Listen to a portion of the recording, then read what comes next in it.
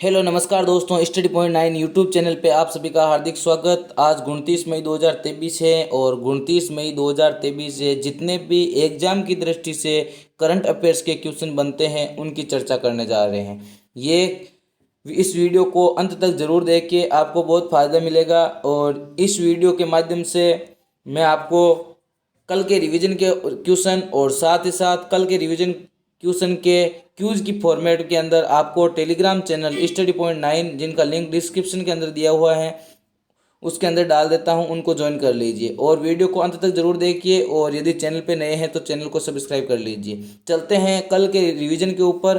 तो खबरों में रहा नवेगांव नागजीरा टाइगर रिजर्व किस राज्य में स्थित है? तो कहाँ पे है? महाराष्ट्र के अंदर स्थित है। हाल ही में जारी हेग के वार्षिक दुग्ध सूचकांक में कौन सा देश शीर्ष पे रहा है? वो रहा है जिम्बाब्वे। 2023 में उपन्यास टाइम सल्टर अंतर्राष्ट्रीय बुकर पुरस्कार किसने जीता है? तो वो जीता है जॉर्जी गोस्पोडिनोव ने। किसने जीता है? जॉर्जी गोस्पोडिनोव ने जीता है। किस राज्य में 2023 के अंत तक अप्सपा कानून को राज्य से हटाने का लक्ष्य लिया है? तो वो है असम। हाल ही में पूरी तरह से ई शासित राज्य कौन सा बन गया है? तो वो बन गया है केरल। कौन सा राज्य बन गया है? केरल राज्य बन गया है। दुनिया के टॉप 500 ग्लोबल सुपर कंप्यूटिंग की सूची के अंदर किस कंप्यूटर को 75वें स्थान पे रखा गया है? तो वो रखा गया है एरावत को। किसको रखा गया है? एरावत को रखा गया है। नए संसद भवन के उद्घाटन के दौरान कितने रुपए का सिक्का जारी किया है? तो 75 रुपये का सिक्का जारी किया है। किस देश ने अपनी कम दूरी की बैलिस्टिक मिसाइल टेफून का परीक्षण किया है? तो किसने किया है? वो किया है तुर्की ने। इसका नाम तुर्की है। अब नेशनल लॉन्ग जंप प्रतियोगिता में मुरली श्री कृष्ण ने कौन सा मेडल जीता है? तो वो जीता है गोल्ड मेडल। क्या जीता है? गोल्ड मेडल जीता है। किस देश के हैरिस पार्क का नाम बदलकर लिटिल इंडिया कर दिया गया है? तो लिटिल इंडिया कहाँ पे है? ऑस्ट्रेलिया के अंदर है। हैरिस पार्क के पहले नाम था, अब उसका नाम लिटिल इंडिया के नाम से जाना जाएगा। चलते हैं कल के last question of the day के ऊपर। कल के लिए जो क्वेश्चन मैंने क्वेश्चन ऑफ द डे के रूप में दिया है, तो उस क्वेश्चन की मैं आशा करता हूं आपने इसका आंसर कमेंट बॉक्स के अंदर दिया होगा। हाल ही में पुरुषों की जेवलिंग थ्रो में वर्ल्ड नंबर 1 खिलाड़ी रहने वाले कौन बन गए हैं? तो बन गए हैं नीरज चोपड़ा। कौन बन गए हैं? नीरज चोपड़ा इसका सही आंसर हो जाएगा। चलते हैं आज के फर्स्ट क्वेश्चन के ऊपर। आज का फर्स्ट क्वेश्चन क्या है कि हाल ही में नीति आयोग की 8वीं गवर्नेंस काउंसिल की बैठक हुई है, जिसकी अध्यक्षता किसने की है? तो उसकी अध्यक्षता किसने की है? तो 8वीं गवर्नेंस जो नीति आयोग की काउंसिल बैठक होती है उसकी अध्यक्षता की है हमारे प्रधानमंत्री नरेंद्र मोदी जी द्वारा। किसके द्वारा की गई है? प्रधानमंत्री नरेंद्र मोदी जी के द्वारा की गई है। अब इसकी पूरी डिटेल के माध्यम से बात करते हैं। तो ये प्रगति मैदान नई दिल्ली के अंदर हुई थी और इसकी थीम थी विकसित भारत @ 2047 टीम इंडिया की भूमिका। और इस बैठक के अंदर 100 मुद्दे तय किए गए और 8 इसके प्रमुख विषय हैं। अब 8 कौन कौन से विषय हैं? तो विषयों की चर्चा करें तो देखो, एक विषय है विकसित भारत, दूसरा है एमएसएमई के विकास पर जोर, तीसरा है इंफ्रास्ट्रक्चर और इन्वेस्टमेंट, चौथा है कम समय में काम का अनुपालन, पांचवा है महिला सशक्तिकरण, छठा है हेल्थ एंड न्यूट्रिशन और सातवां है स्किल डेवलपमेंट और आठवां है क्षेत्र के विकास और सामाजिक बुनियादी ढांचे के लिए गति शक्ति। ठीक है ना? ये पूरी 7सी की परिषद की 8वीं बैठक हो रही है इसके अंदर। चलते हैं आज के नेक्स्ट क्वेश्चन के ऊपर। क्वेश्चन नंबर 2, अमेरिका ने भारत के किस पड़ोसी देश के साथ नेवल एक्सरसाइज कौन सी टाइगर शार्क 40 किया है? तो देखो, नेवल एक्सरसाइज है, नौसेना की एक्सरसाइज है और टाइगर शार्क 40 के द्वारा ये इसका नाम है। और किन दो देशों के साथ हुई है? तो अमेरिका और बांग्लादेश के साथ। किन किन के बीच हुई है? बांग्लादेश और अमेरिका के बीच हुई है। ये मई 2023 के अंदर बांग्लादेश के चट्टोग्राम में स्थित बीएनएस निर्विक में शुरू हुई है। और इस अभ्यास का मुख्य उद्देश्य यही है कि रणनीतिक क्षमताओं को बढ़ाना और तकनीकी जानकारी को आदान प्रदान करना। बांग्लादेश की राजधानी की बात करें तो ढाका और बांग्लादेशी मुद्रा की बात करें तो बांग्लादेशी टक्का। प्रधानमंत्री की बात करें तो शेख हसीना। चलते हैं नेक्स्ट क्वेश्चन की ओर। क्वेश्चन नंबर 3, किस देश की संसदीय कमेटी ने भारत को नाटो प्लस में शामिल होने के लिए सिफारिश की है? देखिए साथियों, नाटो के अंदर शामिल होने के लिए दूसरे देश तो तड़प रहे हैं, लेकिन भारत को शामिल करने के लिए सिफारिश कर रहे हैं। ठीक है ना? तो वो कौन सा देश है? यूएसए। कौन सा देश है? यूएसए। अमेरिका द्वारा इनको नाटो प्लस के अंदर शामिल करने की बात हुई है।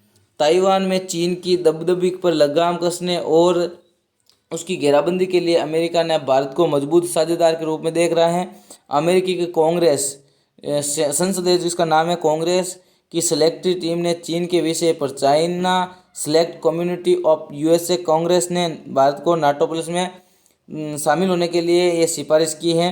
नाटो प्लस में अभी 5 देश हैं। कितने हैं? 5 देश हैं और कमेटी की सिफारिश मंजूरी हुई तो भारत इसका 6ठा देश बन जाएगा।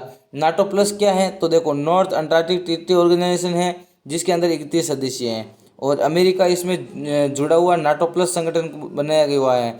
नाटो प्लस में शामिल ऑस्ट्रेलिया, न्यूजीलैंड, इजराइल, जापान और दक्षिण कोरिया हैं और इनके साथ अमेरिका के सामरिक संबंध है और इनके साथ साथ भारत को भी सिफारिश कर रहे हैं शामिल होने के लिए। किस राज्य में नमक की गुफाओं में केंद्र सरकार ने रणनीतिक पेट्रोलियम भंडार बनाने की योजना बनाई है? तो ये कहाँ पे है? तो ये है राजस्थान के अंदर। कहाँ पे है? राजस्थान के अंदर और वहाँ पे पेट्रोलियम भंडार बनाने की योजना बनाई जा रही है। भारत अमेरिका की तरह नमक गुफाओं को में भी स्ट्रेटेजिक पेट्रोलियम रिजर्व बनाएगा। अब भारत में नमक की गुफाओं को बनाने और उसमें अंडरग्राउंड स्ट्रेटेजिक पेट्रोलियम रिजर्व बनाने का प्रयास किया गया है।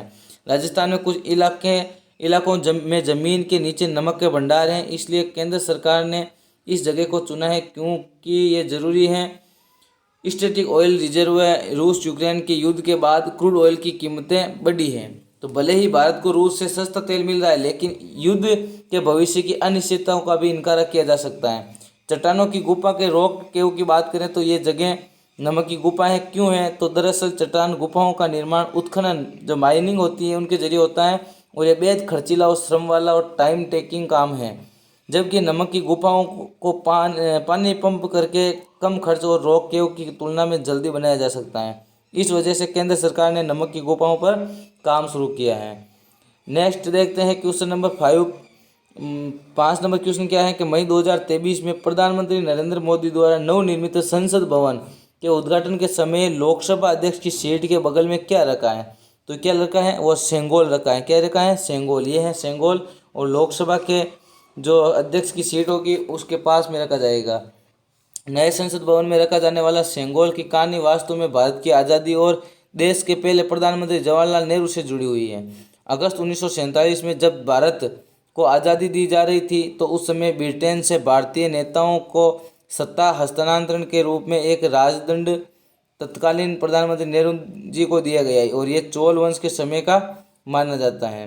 चलते हैं नेक्स्ट क्वेश्चन के ऊपर। देखो, उससे पहले नई संसद भवन की विशेषता की बात कर लेते हैं। तो ये 65,000 वर्ग मीटर के अंदर फैला हुआ है। इसके अंदर लोकसभा, राज्यसभा और सेंट्रल हॉल, संयुक्त क्षेत्र, सेंट्रल लॉन्जल और कॉन्स्टिट्यूशन ऑफ और कार्यालय भी शामिल है। इमारत का आकार त्रिकोणीय है और इसका जीवन काल 150 से अधिक वर्षों का होगा। ये निचले सदन के कक्ष में 888 सदस्यों और उच्च सदन के कक्ष में 300 सदस्यों को समायोजित कर सकता है। सितंबर 2022 में 862 करोड़ रुपए की अनुमानित लागत से ये नए संसद भवन के निर्माण का ठेका टाटा प्रोजेक्ट को दिया था। हालांकि ये परियोजना का लागत 1000 करोड़ रुपए को पार कर गई। ठीक है ना। चलते हैं नेक्स्ट क्वेश्चन के ऊपर। Question number 6। ग्रामीण भारतीयों के लिए बहुभाषी एआई चैटबॉट कौन सा जुगलबंदी किस प्रौद्योगिकी कंपनी ने लॉन्च किया है? तो किसने लॉन्च किया है? तो वो किया है माइक्रोसॉफ्ट ने। किसने लॉन्च किया है? माइक्रोसॉफ्ट द्वारा लॉन्च किया गया है ये जुगलबंदी और आप व्हाट्सएप के माध्यम से ये देख रहे हो जुगलबंदी। ठीक है ना। और इस चैटबॉट को विशेष रूप से ग्रामीण भारत के उन क्षेत्रों को कवर करने के लिए बनाया गया है जो आसानी से मीडिया के माध्यम से प्रवेश नहीं कर सकते और सरकार की कल्याणकारी गतिविधियों तक पहुंचने की कमी है। माइक्रोसॉफ्ट की बात करें तो इसका मुख्यालय अमेरिका के अंदर है। स्थापना की बात करें तो 4 अप्रैल 1975 है। स्थापना बिल गेट्स और पॉल एलन के द्वारा की गई। अध्यक्ष सत्य नडेला है। कौन है? सत्य नडेला है। Next question. हाल ही में कौन COP28 अध्यक्ष की सलाहकार समिति में शामिल हुए हैं? तो वो हुए हैं मुकेश अंबानी। कौन हुए? ऑप्शन नंबर सी इसका सही आंसर हो जाएगा मुकेश अंबानी। कौन हुए हैं? मुकेश अंबानी। रिलायंस इंडस्ट्रीज लिमिटेड के अध्यक्ष मुकेश अंबानी को अंतर्राष्ट्रीय सलाहकार समिति के सदस्य के रूप में नामित किया गया है। अंबानी अब कॉन्फ्रेंस ऑफ पार्टीज COP28 के सत्र में अध्यक्ष को मार्गदर्शन और सलाह देंगे। COP28 क्या है? तो ये UAE सलाहकार समिति के अंदर 6 महाद्वीपों हैं के अंदर जो जलवायु विशेषज्ञ हैं उनको एक साथ लाके नीति, उद्योग, ऊर्जा, वित्त, नागरिक समाज, युवा और मानवीय कार्रवाई का प्रतिनिधित्व करेंगे और इसके अंदर 31 सदस्य होते हैं। कितने सदस्य होते हैं? 31 सदस्य होते हैं। हाल ही में रियलमी ने अपना नया ब्रांड एम्बेसडर किसे बनाया है, तो ये बनाया है शाहरुख खान को। किसे बनाया है? शाहरुख खान को। ऑप्शन नंबर डी इसका सही आंसर हो जाएगा। शाहरुख खान को रियलमी ने अपना ब्रांड एम्बेसडर चुना है। देखो ये अन्य क्वेश्चन की जो फैक्ट हैं वो भी एक सामने आपके सामने लेकर आ रहा हूँ। देखो कर्नाटक का फैक्ट लेते हैं। कर्नाटक का फैक्ट लेते हैं तो देखो यहाँ के अंदर सिद्धारमैया यहाँ के कांग्रेस विधायक दल के यहाँ सीएम बन चुके हैं। और सबसे लंबा रेलवे प्लेटफॉर्म की बात करें तो ये हुबली के अंदर है। और एशिया का सबसे बड़ा एयर शो बेंगलोर के अंदर। भारत का सबसे बड़ी हेलीकॉप्टर निर्माण इकाई भी बेंगलोर के अंदर। फसल बीमा योजना के क्रियान्वयन में कर्नाटक टॉप पे रहा। जस्टिस इंडिया रिपोर्ट में कर्नाटक टॉप पे रहा। आज के लिए बस इतना ही। यदि सेशन पसंद आया तो सेशन को लाइक कीजिए, दोस्तों के साथ शेयर कीजिए और प्यारा सा कमेंट कीजिए। यदि चैनल पे नए हैं तो चैनल को सब्सक्राइब कर लीजिए। और वीडियो के डिस्क्रिप्शन के अंदर दिया हुआ है टेलीग्राम चैनल का लिंक, उसको भी ज्वाइन कर लीजिए ताकि इस वीडियो के माध्यम से आप पढ़ाई कर सकते हो और उसके साथ साथ क्यूज करने के लिए उस टेलीग्राम चैनल के ऊपर आपको क्यूज मिल जाएगी। Thank you. जय हिंद, जय भारत।